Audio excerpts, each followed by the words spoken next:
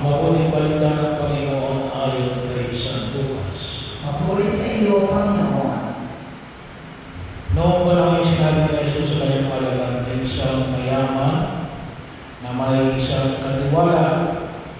Isinumbong sa kanya na nilulus na ito ang kanyang hari-harian. Kaya itinatawag niya at tinanong, ano ba ang itong naririnig ko tungkol sa iyo?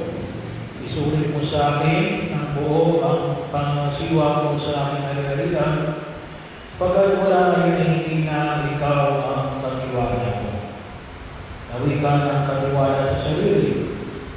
Alisin ako ng aking Panginoon sa pangangasiwa. Anong gagawin ko?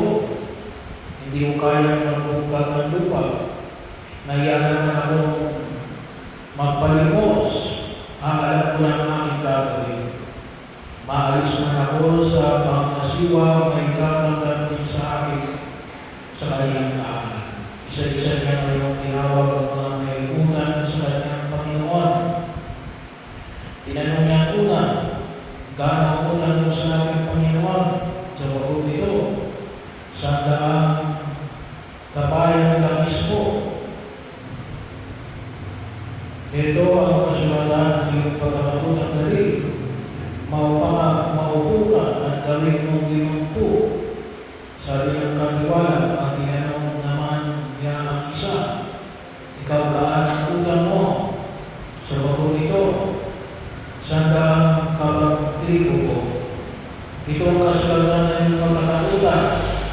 Wika niya, isulat mo 80. Pinuri ng Panginoon ang magdarayang katiwala dahil sa katalinumang ipinamalas nito sa pagkatang mga makasatibutan ay mas mahusay gumawa ng parang sa mga makadiyos.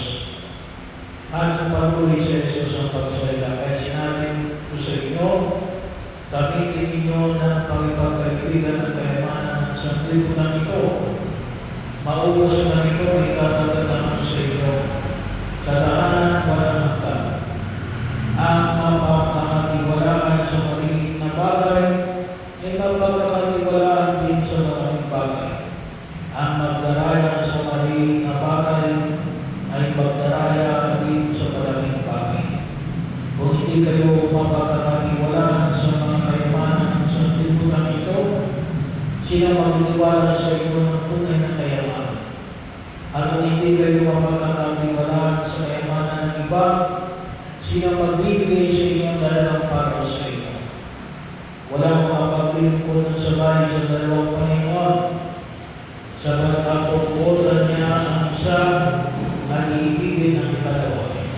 Pagpiling mo lang ang tapat ang isa, at hahamakin ang ikalawa. Hindi niyo mapaglilingkuran ng sabay ang Diyos at ang kayamanan. Ang mabuting balita